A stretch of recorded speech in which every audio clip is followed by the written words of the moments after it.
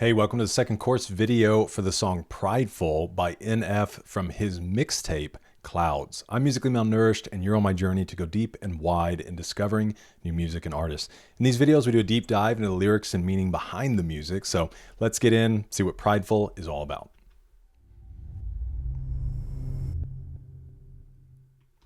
Okay, Prideful is the fifth song on NF's 2021 Clouds mixtape.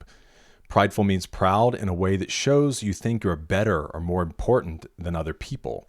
NF raps about an old relationship with someone that didn't work out the way he wished due to the other person being too prideful and blaming a lot of things on Nate. The person also twisted a lot of Nate's words and got jealous due to his success. Nate does acknowledge it's not completely the other person's fault that the relationship didn't work out by saying, "I ain't never said I was an angel," which he's pretty good about bringing in two sides to things within his music, but doesn't say it was his fault either. In an Instagram Live, NF said, "I like Prideful a lot. Prideful, music like that. I listen to a lot of stuff like that when I'm driving on the road." Okay, into the lyrics. Verse 1, feels like I work my hardest when I'm at my lowest. Even unhappy people can have happy moments. Even small circles fall when the people you chose,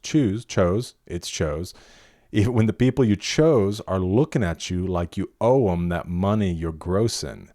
Yeah, that's tough, dude. Brief seconds that impacted my life on a huge scale. Weigh them like what's wrong and what's right. Predictions I predicted often arrive, like they own the place and suffocate the areas that I thrive. Dang, dude. Weigh them like what's wrong and what's right, which I think is important, you know. In life, sometimes it's difficult because life just keeps moving and there's a lot of things that need our attention and time. And I've said this before, but I think that is a benefit in prayer. Is it's not only just about, you know, because especially as a Christian, we don't believe that we're alone in prayer. You know, it's not just us talking to ourselves. In prayer, there's often worship, there's maybe Bible reading, time for reflection. And in reflection, you're kind of inviting the Lord to speak to you. And so, you know, whether you're a Christian or not, I think there's something important about taking space and time to really think through, like, man, how am I right now? You know, where are my thoughts at? Where's my attention? How am I acting toward others? Am I being selfish? Am I being prideful?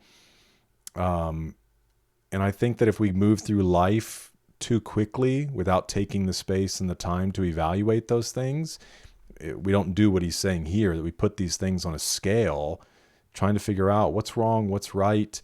You know, are my motives correct? Do I have the right relationships in my life?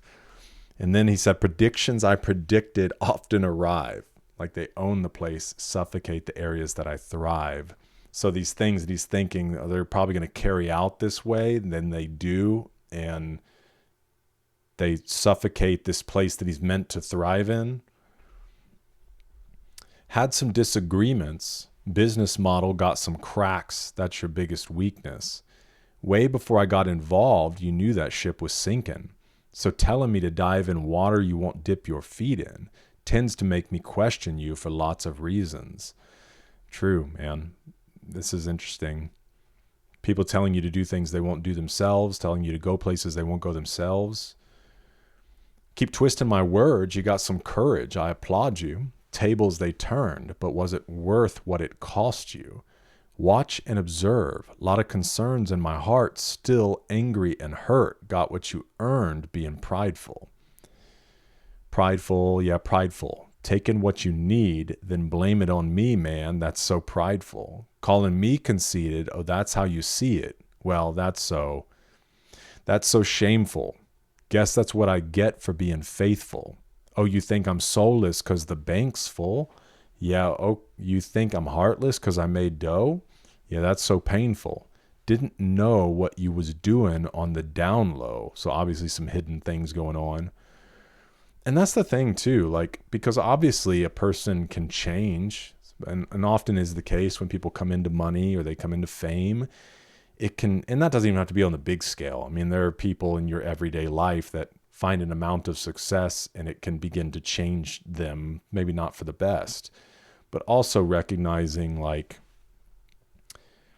just because that happens in a person's life doesn't mean that they're changing for the worst. And yet if there's an unhealthy person viewing it from the outside, that person makes their own assumptions, and that person can even be operating. And I've had that in my own life, been a victim of that from others.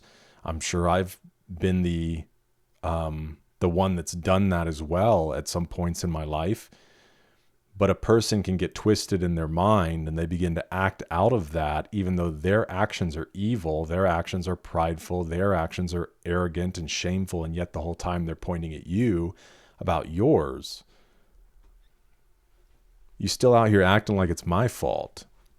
Yeah, I ain't never said I was an angel. I know myself enough to know what I need. Showed your true colors, don't like what I see. Story keeps changing. I know what that means, right? That generally means there's some not truthful things going on. How'd you go from being that somebody I believed into being someone doubting me behind the scenes? Yikes. Can't forgive a sorry I ain't never received. I mean, least you could have done was gave me an apology. So prideful. Taking what you need, blame it on me. Calling me conceited. Oh, that's how you see it. So just repeating some of the things we just covered. And that's the end of it. And the reality is, sometimes you're not going to get an apology from someone. And I think that that's a good time to talk about the word forbearance. Forbearance is forgiving someone before the offense. And in normal relationships, like you have to operate in forbearance, and that's the ability to not to always be offended by another person's actions. You have to do that in friendships. You have to do that in marriage. And just recognizing maybe when a person isn't at their best, and you forbear, you go ahead and forgive that before the offense ever comes. But because you don't want to live in a place of unforgiveness, that doesn't mean the relationship here might be restored. You might never receive that apology. And you kind of, at least from my perspective, have to live in a way that's like, I forgive you, but like I can't move on like we're normal. Now, if you want to come to me with an apology, we can kind of settle that debt. And maybe there is a future and a restoration to the relationship. Sometimes it's just like, okay, I'm glad we got that covered. We're not going to be the same. I don't think I'm going to let you on my inner circle anymore, but we're okay.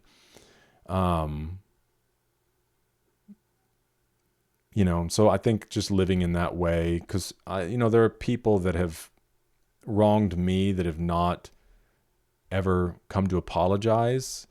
And I don't want to live as somebody that has hate toward others. And so, I'm kind when I see them. I don't gossip about them behind their back, but also like we're not close and I'm not letting you in to my life. So some interesting things around, forgiveness and pride and all of that. But the hope is that we can live our lives not being prideful.